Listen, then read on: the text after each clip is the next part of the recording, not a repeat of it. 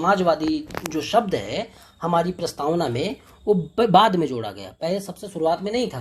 तो ये हम बाद में देखेंगे कब जोड़ा गया कब नहीं जोड़ा गया। अभी हम सिर्फ कॉन्सेप्ट पे जा रहे हैं। तो देखिए, समाजवाद का पहले आप मतलब समझ लो, इसकी परिभाषा समझ लो, फिर हम डिटेल में बात करते हैं। जैसे हमने ये इसको पढ़ा भी, संपूर्ण प्रभु संपन्न को। तो इसके समाजवाद को समझो पहले। समाजवाद एक विचारधारा है। हमारे जो वर्ड है समाजवादी है, तो जो उसको समाजवाद की को फॉलो करते हैं या उसका जो मतलब कि मानने वाले लोग होते हैं उनको समाजवादी लोग कहा जाता है, और जो विचारधारा होती है उसको समाजवाद कहा जाता है।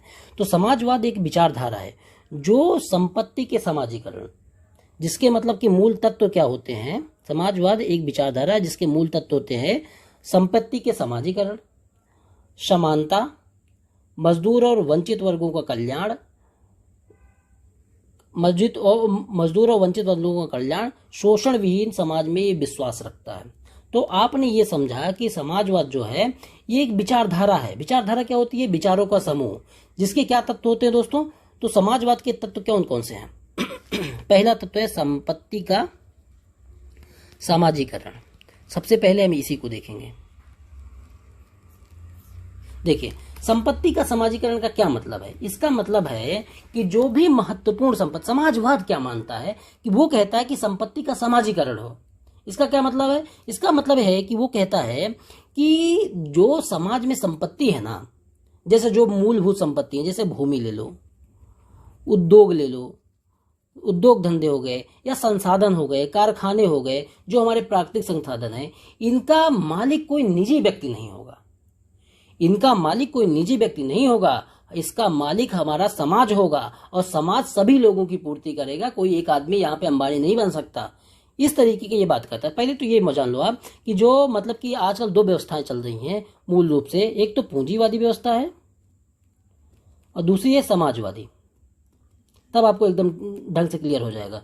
ये दोनों एक दूसरे के खिलाफ हैं, मतलब कि दोनों एक दूसरे के विरोधी विचारधारा हैं। पूंजीवाद जो मानता है ये निजी संपत्ति, निजीकरण, इस तरह के उदाहरणों को मानता है कि यहाँ पे हस्तक्षेप की नीतियों की, स्वतंत्रता की वैल्यू ज्यादा होगी, निजी संपत्ति, निजीकरण, इन सब की वैल्यू ज्यादा होगी। जबकि समाजवाद क्या कहता है? इसका बिल्कुल अपोजिट बात करता है।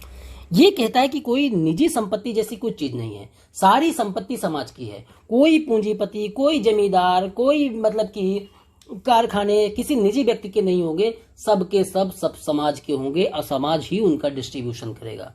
तो समाजवाद क्या मतलब कि समाजवाद क्या कहता है कि संपत्ति का समाजीकरण हो, किसी मतलब कि एक व्यक्ति के पास या कुछ ग्रुप ऑफ पीपल के पास सारी संपत्ति का केंद्रीकरण नहीं होना चाहिए। ये क्या कौन कहता है? ये समाजवाद कहता है। अब दूसरी बात पे आते हैं। दूसरी बात क्या है? समानता। तो समाजवाद जो है समानता में विश्वास रखता है। दूसरा तत्व है इसका समानता। समानता का क्या मतलब है दोस्तों? दुनिया भर की जितनी विचारधाराएं हैं सब कहते हैं कि हम समानता में विश्वास रखते हैं। पूंजीवाद भी कहती है हम समानता में विश्वास रखते हैं, मार्क्सवाद भी कहती है हम समानता में विश्वास रखते हैं, लोकतंत्र भी कहता है कि हम समानता में विश्वास रखते हैं। तो समाजवाद क्या कहता है? बस दिक्कत क्या है? दिक्कत नहीं है, दिक्कत मतलब कि इसका क्या मतलब है कि सब मानते तो हैं, लेकिन कौन किसको पहले प्रायोरिटी में रखता है, मेन मुद्दा सिर्फ इसी का है। कोई स्वतंत्रता को ज्यादा मानता है, कोई समानता को ज्यादा मानता है। तो जो इसमें सिर्फ अंतर आता है डिग्री का ही मेन अंतर आता है कि कौन किसको ज्यादा मानता है। समानता में कई विचारधारा विश्वास रखती हैं। ऐसा नहीं है कि समानता में पूंजीवादी विचारधारा विश्वास नहीं रखती, लेकिन वही है कि कौन किसको मेन मानता है। तो इसमें जो समाजवाद है ये स्वतंत्रता को भी मानता है, समानता को भी मानता है, लेकिन इसके केंद्र में क्या रहता है? केंद्र में इसके समाजवाद के केंद्र में समानता रहेगी, जबकि जो पूंजीवाद है उसके केंद्र में स्वतंत्रता रहेगी। वो पहले स्वतंत्रता को वैल्यू देगा, बाद में समानता को वैल्यू देगा। लेकिन समाजवाद क्या है? पहले समानता को वैल्यू देगा, उसके बाद स्वतंत्रता, अधिकार, ये सब बाद की बातें हैं। पहले समाज में समानता होनी चाहिए, ये कहता है। तीसरी बात क्या है?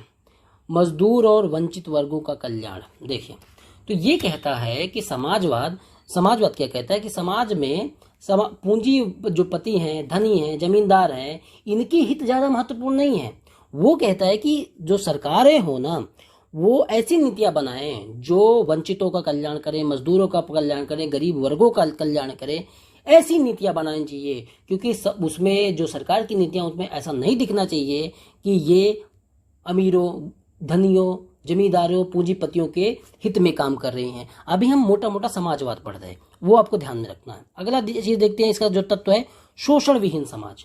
शोषण विहीनता का क्या मतलब? इसका मतलब है कि कोई भी एक वर्ग दूसरे वर्ग का शोषण ना करे।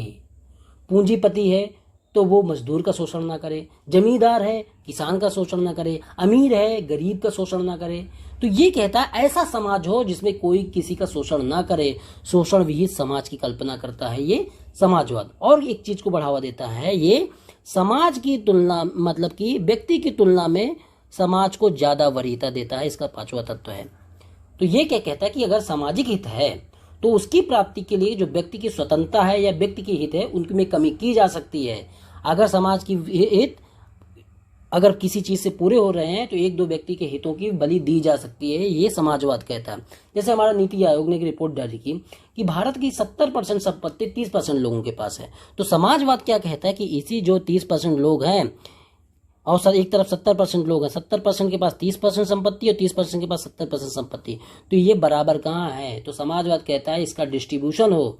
समाज का हित इसी में है कि सब लोगों के पास समान संपत्ति हो, इसका डिस्ट्रीब्यूशन करो और नीति ऐसी बनाओ कि इन 30% लोगों के फेवर में नीतियां ना हो, इन 70% लोगों के फेवर में नीतियां हो, क्योंकि वास्तविक समाज तो यही है, समाज का हित इन्हीं से है। और जब तक ऐसा नहीं होगा तो समाज में मतलब कि समानता नहीं आएगी, जो इनका मूल है, मतलब कि समाजवाद का मूल है।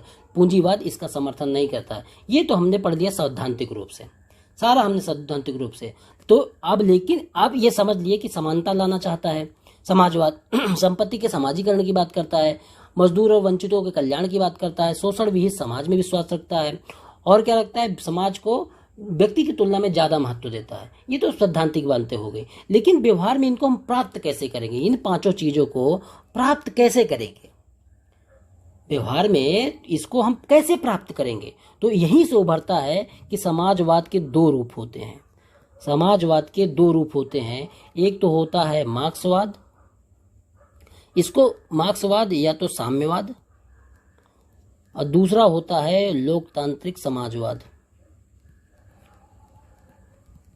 ये समाजवाद के जो उद्देश्य हैं उनको प्राप्ति के तरीके हैं, दो तरीके हैं। दोनों यही चाहते हैं कि दोनों उसी पांचों चीजों को जो हमने बताया, संपत्ति का समाजीकरण, समानता, मजदूर और वंचित का कल्याण, शोषण विहीन समाज, संपत्ति मतलब कि समाज को व्यक्ति से ज्यादा वरीयता, ये दोनों वैसा ही चाहते हैं। अंतर दोनों में साधन का है कि कैसे प्राप्त करेंगे। मूलभूत सिर्फ अंतर इतना है कि मार्क्सवाद अलग तरीके से प्राप्त करना चाहता है, लोकतांत्रिक समाजवाद इसको अलग तरीके से प्राप्त करना चाहता है। मार्क्सवाद इसको वर्ग संघर्ष, क्रांति और हिंसा, इन सब माध्यमों से इन जो समाजवाद के जो मूल तत्व हैं इनको प्राप्त करना चाहता है। वही जो लोकतांत्रिक समाजवाद है ये लोकतांत्रिक साधनों में विश्वास रखता है, और इन्हीं लोकतांत्रिक साधनों में क्या क्या आता है? जैसे चुनाव हो गया, चुनाव कराना हो गया, योजनाबद्ध विकास हो गया, कानून हो गए, इनके माध्यम से वो, तो ये लोकतांत्रिक जो समाजवाद है, ये जो समाजवाद के जो तत्व है उनको प्राप्त करने के जो तरीके हैं उनमें क्या क्या अपनाता है? चुनाव कराना, कानून का पालन करना, योजनाबद्ध विकास करना, इस तरीके के माध्यम से ये समाजवाद के जो तत्व है उनको प्राप्त करने की कोशिश करता है। तो सबसे पहले हम देखते हैं कि मार्क्सवादी समाजवाद, पहले हम इसको देख लेते हैं। मार्क्सवादी या साम्यवादी क्या होते हैं? तो कार्ल मार्क्स जो एक मतलब कि इस विचारधारा के प्रतिपादक थे, इसीलिए इसको मार्क्सवादी विचारधारा कहा जाता है। ये जो कार्ल मार्क्स या मार्क्सवादी लोग हैं या साम्यवादी लोग हैं, ये मानते हैं कि दुनिया में सिर्फ दो ही वर्ग होते हैं, एक होता है शोषक वर्ग और एक होता है शोषित वर्ग। तो जो शोषक वर्ग होता है, जैसे पूंजीपति वर्ग हो गया, ये शोषक वर्ग हो गया, मजदूर हो गया शोषित वर्ग हो गया, जमींदार ये हो गया शोषक वर्ग, जो किसान हो गए ये शोषित वर्ग हो गए। तो पूरी दुनिया में कोई और तीसरा वर्ग नहीं होता है, सिर्फ दो ही वर्ग होते हैं, एक शोषक वर्ग होता है, दूसरा शोषित वर्ग होता है। ये देखो हम पढ़ क्या रहे हैं? हम पढ़ रहे हैं कि समाजवाद को के जो तत्व है उनको प्राप्ति के तरीके जो है उसके लिए मार्क्सवाद क्या बताता है। तो मार्क्सवाद पहले तो समाज को पूरी तरीके से दुनिया के भर के समाज को दो वर्गों में बांटता है। एक शोषक समाज बताता है, दूसरे को शोषित कहता है। तो शोषक वर्ग में ये किसको रखता है? ये पूंजीपति को रखता है, जमींदार को रखता है, इन सबको रखता है जिनके पास संपत्ति है, जिनके पास धन है। शोषित वर्ग में जिनके पास मजदूर है, किसान है, जिनके पास खोने के लिए कुछ भी नहीं है, मतलब कि बहुत सारे निम्न जो लोग हैं उनको रखता है इसमें। फिर ये क्या करके देते हैं कि ये शोषक वर्ग हैं इनकी संख्या बहुत कम है, और ये जो शोषित वर्ग हैं इनकी संख्या बहुत ज्यादा है। इसी को ये बुर्जुआ वर्ग कहता है, शोषक वर्ग को, और जो शोषित वर्ग है इनको सर्वहारा वर्ग कहता है। तो कहता है कि इनकी जो संख्या है ये बहुत ज्यादा है, जो सर्वहारा वर्ग है, जो शोषित वर्ग है। और इंडस्ट्रियलाइजेशन ने या औद्योगिकरण ने ऐसी परिस्थितियों को जन्म दे दिया है कि ये जो दुनिया भर के जो ये शोषित वर्ग है या वहां के, ये यूरोप की बात करता था, यूरोप की जो इंडस्ट्रियलाइजेशन था उसी को देख के इसने ये सिद्धांत लिया था। जो पूंजी मतलब कि पूंजीवाद के कारण जो इंडस्ट्रियलाइजेशन हुआ उसकी वजह से क्या हुआ कि जितने मजदूर थे वो एक जगह पे इकट्ठा होने लगे, एक जगह पे काम करने लगे। तो उसी पे इसने सिद्धांत दिया कि भाई जो शोषित वर्ग है इनकी संख्या बहुत ज्यादा है, संख्या बहुत ज्यादा है, और यही लोग जो हैं समाज के वास्तविक वर्ग यही हैं। तो ये कहता कि जब तुम ये मतलब एक जगह काम करते हो तो इनकी चेतना को जगाने की जरूरत है, इनमें यूनिटी लाने की जरूरत है, पूरे दुनिया के मजदूरों को एक करने की बात करता है। यही कहता है कि तुम लोग शोषित हो और ये तुम्हारा शोषण कर रहे हैं, इसलिए तुमको इनके खिलाफ वर्ग संघर्ष करना पड़ेगा। और दो ही वर्ग हैं, अमीर और गरीब, शोषक और शोषित, बुर्जुआ सर्वहारा। तो आपको यहाँ पे वर्ग संघर्ष करना पड़ेगा, और वर्ग संघर्ष का परिणाम होगा कि क्रांति आएगी, हिंसा होगी। शांति की बात नहीं करता जैसे गांधी जी करते थे, तो ये बिल्कुल शांति की बात नहीं करता था। ये कहता था कि क्रांति आएगी और मतलब कि वर्ग संघर्ष होगा, उसका परिणाम होगा कि क्रांति होगी, पूंजीवाद खत्म होगा क्योंकि ये संख्या में बहुत कम होगा, कम है। और इसके परिणाम स्वरूप क्या होगा, देखिए इसके परिणाम स्वरूप ये होगा जब मतलब कि शोषक वर्ग खत्म हो गए और शोषितों का शासन आएगा, तो वही जो 5 चीजें हैं समाजवाद की, संपत्ति का समाजीकरण होगा, यही लोग करेंगे, और समानता आएगी, मजदूर और वंचित वर्गों का कल्याण होगा क्योंकि नीतियां ऐसी बनाएंगे, क्योंकि वही लोग होंगे तो ये नीति भी वैसी बनाएंगे, शोषण विहीन समाज होगा और समाज को ज्यादा वरीयता दी जाएगी व्यक्ति की तुलना में। तो ये मार्क्सवाद या साम्यवाद कहते हैं। इसी को हमारे यहाँ पे जो नक्सलवादी लोग थे इसी विचारधारा को फॉलो किए तो उनको नक्सलवादी कहा जाने लगा। हिंसक रूप से वो समाजवाद की प्राप्ति की कोशिश करते हैं। और जो चाइना में माओवादी लोग थे, चाइना में जो माओ थे, वो भी इसी विचारधारा को 90% तो इसी विचारधारा को माना और कुछ अपना भी ऐड किया। वो और हिंसक हो गए। वो कहते थे कि जो माओ कहते थे कि शक्ति जो है बंदूक की तली से निकलती है, तो और ज्यादा हिंसक विचारों को बढ़ावा देते थे। तो वो अपने समाजवाद को प्राप्ति के तरीके हैं। तो पहला हमने देख लिया कि मार्क्सवाद क्या कहता है, ये जो समाजवाद के तत्व है उनकी प्राप्ति के लिए। लेकिन आप ये समझो कि भारत का संविधान क्या इसको स्वीकार करता है? बिल्कुल नहीं करेगा, क्योंकि हिंसा को जो गांधी के देश में जहां हिंसा की बात की जाती है वहां हिंसा किसी भी रूप में हो उसको स्वीकार नहीं किया जाएगा। लेकिन हमको ये इसलिए पढ़ना है क्योंकि हम भारतीय समाजवाद को मतलब कि समझेंगे, वही हमारे को सवालों में पूछा जाता है। तो बैकग्राउंड में हमको ये समझना पड़ेगा कि समाजवाद क्या है, समाजवाद के कौन कौन से रूप हैं जो उसकी प्राप्ति मतलब उसको प्राप्त करना चाहते हैं। तो पहला क्या है, मार्क्सवाद या साम्यवाद। अब दूसरा देखते हैं लोकतांत्रिक समाजवाद।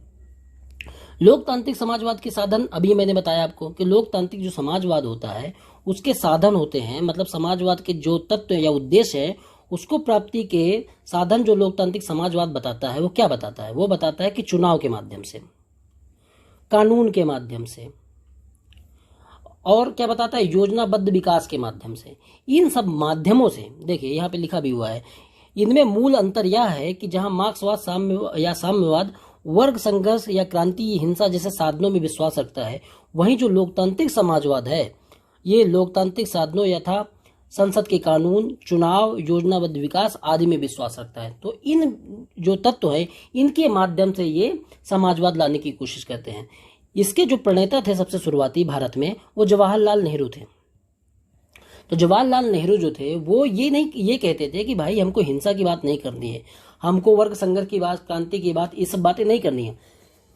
हमारा देश एक लोकतंत्र है, हम आजादी पाए हैं और लोकतांत्रिक तरीके से ही हम समाजवाद लाएंगे, समानता लाएंगे। तो वो ये कहते थे कि हमको बुलेट की जगह बैलेट की जरूरत है, मतलब कि हमको एक चुनाव प्रक्रिया के माध्यम से, कानून के माध्यम से, योजनागत विकास के माध्यम से ही हम अपने यहाँ पे समाजवाद ला सकते हैं। इसी को देखते हुए उन्होंने योजना आयोग का गठन किया, पंचवर्षीय योजना चलाई, उसी में उन्होंने उद्योगों को भी बढ़ावा दिया, गरीब की जो कल्याण योजनाएं चलाई, कम्युनिटी डेवलपमेंट प्रोग्राम चलाया, 5 ईयर प्लान के माध्यम से पूरे भारत का विकास किया, जिसमें उन्होंने मतलब कि इन्हीं चीजों को वरीयता में रखा जो समाजवाद के जो तत्व हैं उनकी मतलब की पूर्ति होती रहे। तो ये कहते थे कि हमको बुलेट पे विश्वास नहीं, हमको बैलेट पे विश्वास है। जनता के बीच जाकर ये कहते थे कि हमको आप वोट दीजिए, हम ऐसे कानून बनाएंगे, हम जमींदारी प्रथा को खत्म करेंगे, जो उद्योग है उनका राष्ट्रीयकरण करेंगे, समाजीकरण करेंगे। जैसे इन्होंने टाटा इंडिया को एयर इंडिया बनाया था, बहुत सारे बैंकों का राष्ट्रीयकरण किया था, इंदिरा गांधी तक हमारी यही नीति चलती रही। योजना आयोग भी इन्होंने बनाया, 5 ईयर प्लान, सारा कुछ किया, गरीबी निवारण कार्यक्रम चलाए। तो हमने मतलब हिंसा के रूप को नहीं अपनाया, हमने लोकतांत्रिक समाजवाद को अपनाया। तो आपने ये मोटे मोटे तौर पे ये देख लिया कि जो समाजवाद को प्राप्ति के जो तरीके हैं, जो मार्क्सवादी एक तरीका है, दूसरा लोकतांत्रिक समाजवाद है। अब इन दोनों के हिसाब से अब देखो कि भारत में वर्तमान में है क्या, कि भारत कौन से साधन को इसमें से लोग समाजवाद को प्राप्त करने के लिए कौन सा साधन अपनाता है। तो भारत जो है, देखेंगे कि भारत इन दोनों में से कोई भी तरीकों को नहीं अपनाता है। हमारे संविधान में कहीं भी समाजवाद की परिभाषा नहीं बताएगी, पार्लियामेंट का कोई कानून नहीं है जिसमें यह बताया गया हो कि समाजवाद की यह परिभाषा होगी। हमने मार्क्सवाद को तो पूरी तरीके से खारिज किया, मार्क्सवाद या साम्यवाद। आप इसमें, क्योंकि ये हिंसा को बढ़ावा देता है, वर्ग संघर्ष क्रांति को बढ़ावा देता है, इसलिए हमारे संविधान में इसकी कोई जगह नहीं है।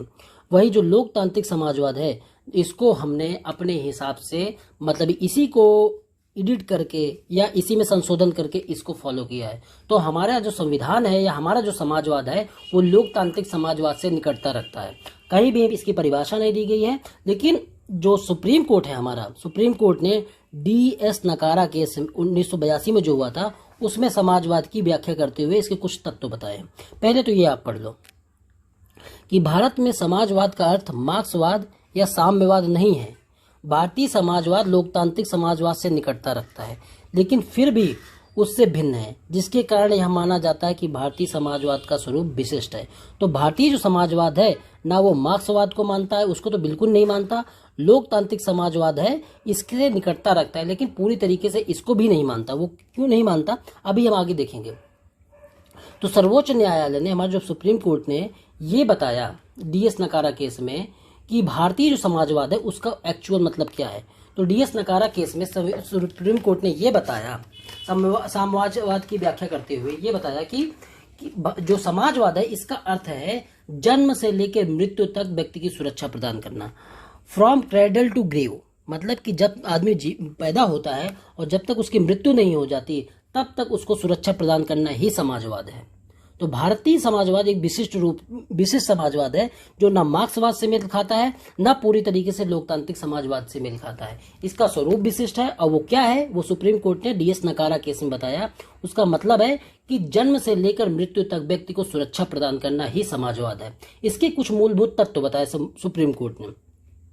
इन्होंने ये बताया कि आय की असमानता को कम करना, असमानता को कम करना, खत्म करना नहीं कहा इन्होंने, कम करना, कि सरकार ऐसी नीतियां, ऐसे कार्यक्रम, ऐसे कानून बनाए जिससे आय के अंतर को कम किया जा सके।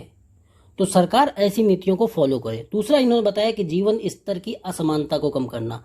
हमारे यहाँ पे हर चीज में मतलब कि अमीरी गरीबी का अंतर साफ साफ दिखता है। शिक्षा व्यवस्था में ले लो, स्वास्थ्य व्यवस्था में ले लो, कुछ भी चीज है उसमें अमीरी गरीबी का साफ अंतर दिखता है, क्योंकि अगर शिक्षा 2 तरीके की है, एक अमीरी के लिए, गरीबी के लिए। इसी स्वास्थ्य की पद्धतियां दोनों सबके लिए अलग अलग है। तो अगर आय की असमानता कम होती तो ये जीवन स्तर की असमानता भी कम होती। तो सुप्रीम कोर्ट का यही कहना था DS नकारा केस में कि आप आय की असमानता को कम करने वाली नीतियां बनाइए, जीवन स्तर को कम करने की वाली नीतियां बनाइए, ऐसी नीतियां बनाइए जिससे आय का डिस्ट्रीब्यूशन समान रूप से हो। कम से कम उस चीज की कोशिश करिए कि समानता को बढ़ावा दिया जा सके, जिससे हर व्यक्ति जो अपने जीवन स्तर को ऊपर उठा सके, और जब जीवन स्तर का ऊपर उठाएगा तो इस तरह की जो असमानता है वो कम देखने को मिलेगी समाज में। और क्या कहा कि मजदूर और वंचित वर्गों का कल्याण करना। सुप्रीम कोर्ट ने यह भी सरकारों को मतलब कि कहा इस केस में कि सरकार जो होती है, हमारे यहाँ पे एक लोकतांत्रिक सरकार है, समाजवादी सरकार है, तो वो ऐसी नीतियां अपनी जरूर बनाए जिससे मतलब कि मजदूर और वंचित वर्गों का कल्याण हो सके, शोषण की समाप्ति हो सके। तो सुप्रीम कोर्ट ने DS नकारा केस में इस चीज, इन चारों तत्वों को समाजवाद का तत्व बताया। देखिए, तो ये हमारे संविधान जो मतलब कि समाजवाद है उसका एक तत्व हो गया। लेकिन आप इसमें ये देख रहे हैं, कहीं भी आप ये देख रहे हैं कि जो मूलतः हमने समाजवाद की सैद्धांतिक परिभाषा ली उसमें संपत्ति का समाजीकरण, ये चीज उसमें मूल चीज थी। तो इसमें कहीं भी ऐसी चीज दिख रही है? नहीं दिख रही। वो इसलिए नहीं दिख रही क्योंकि भारतीय समाजवाद जो है वो दुनिया के समाजवाद से मेल नहीं खाता, ये विशिष्ट है। वही पश्चात जो समाजवाद है या मार्क्सवाद है या उधर के जो समाजवादी जो मार्क्सवादी लोग थे जो फॉलो करते थे उसके, तो उनके जो मतलब मूल तत्व, उनका जो केंद्रीय तत्व था ना, वो संपत्ति का समाजीकरण था। वो अनिवार्य रूप से पूंजीवाद के विरोधी थे। हमारा जो समाजवाद है वो अनिवार्य रूप से पूंजीवाद का विरोधी नहीं है। हमारा जो मतलब कि समाजवाद है उसके केंद्र में संपत्ति का समाजीकरण नहीं है, उसके केंद्र में समानता है। और जितनी भी चीजें अगर बनाई जाएंगी, चाहे नीतियां बनाई जाए, कोई कानून बनाया जाए, कुछ रूल्स बनाया जाए, उनके केंद्र में समानता ही रहेगी। तो डोमिनेटिंग जो वर्ड है केंद्र में हमारे समाजवाद के वो है मतलब कि समानता। और पश्चिम का जो समाजवाद है उसका केंद्र में जो तत्व है वो है संपत्ति का समाजीकरण, पूंजीवाद का विरोधी। हमारा जो समाजवाद है वो पूंजीवाद का अनिवार्य रूप से विरोधी नहीं है। तो हमारा समाजवाद ये मानता है कि हमको मिश्रित अर्थव्यवस्था के स्वरूप को लेकर चलना है। हर चीज मतलब कि दोनों चीजों को फॉलो करना है, गरीबों का कल्याण भी करना है, लेकिन अगर यहाँ पे पूंजी निर्माण को बढ़ावा नहीं दिया जाएगा तो जो पैसा आएगा वो कहाँ से आएगा? तो इसीलिए दोनों को करना है। यहाँ से पूंजीपति को भी बढ़ावा देना है, मतलब कि नीतियां ऐसी मतलब बनाई जानी चाहिए जिससे हमारे यहाँ पे पूंजीवाद को भी बढ़ावा दिया जा सके, जिससे टैक्स कलेक्शन हो और उन टैक्स कलेक्शन को हम गरीबी कल्याण योजनाओं में खर्च करें। अगर कहीं भी सरकार समानतावादी नीतियां जो होती हैं, जैसे मान लो शिक्षा की नीति हो गई, गरीब कल्याण योजनाएं हो गई, इनको अगर खत्म करना करे या इन पे कुछ मतलब कि प्रश्न चिन्ह लगाए, तब कहा जाएगा कि हमारे यहाँ पे समाजवाद की नीतियां खतरे में है या समाजवाद खतरे में है। लेकिन जब तक जो भारतीय समाजवाद है वो विशिष्ट रूप का है और यहाँ पे जो पूंजीवाद को भी बढ़ावा दिया जाता है, समाजवाद को भी बढ़ावा दिया जाता है, तो मिश्रित तरीके का यहाँ का समाजवाद है, एक विशिष्ट तरीके का समाजवाद है। तो हमने दोस्तों इस वीडियो में, अब देखो इसको भी आप पढ़ लो। इस प्रकार यह स्पष्ट है कि भारतीय समाजवाद का संबंध सरकार की समानतावादी नीतियों से है। संपत्ति के निजीकरण या समाजीकरण का मुद्दा इनके केंद्र में नहीं है। भारतीय समाजवाद इस बात पर बल देता है कि सरकार की नीतियां समानता पर आधारित हों और वे मजदूर और वंचित वर्गों के पक्ष में हों। लेकिन भारतीय समाजवाद निजी संपत्ति और पूंजीवाद का अनिवार्यता विरोधी नहीं है, बल्कि भारतीय समाजवाद में निजी संपत्ति एवं सार्वजनिक संपत्ति का सह अस्तित्व संभव है। इसी रूप में भारतीय समाजवाद विशिष्ट है और पश्चात समाजवाद से भिन्न है। क्यों भिन्न है? क्योंकि पश्चात समाजवाद है संपत्ति का समाजीकरण है, अनिवार्य रूप से पूंजीवाद का वो विरोधी है, जबकि हमारे यहाँ ऐसा नहीं है। हमारे यहाँ पे सह अस्तित्व की बात की गई है कि पूंजीवाद भी रहे, पूंजीवाद के जो तत्व वो भी रहे, स्वतंत्रता को भी बढ़ावा दिया जाए और समानता को बढ़ावा दिया जाए, दोनों में बैलेंस बना के रखा जाए। यही भारतीय समाजवाद है और ये दुनिया भर से विशिष्ट है। तो इस वीडियो में हमने दोस्तों जो समाजवाद है वो देख लिया और हमने संपूर्ण प्रभुत्व संपन्न उसकी भी व्याख्या ढंग से कर ली। इसमें एक सवाल है लेकिन इसको हम अगले वीडियो में देखेंगे। तो इस वीडियो में दोस्तों इतना ही।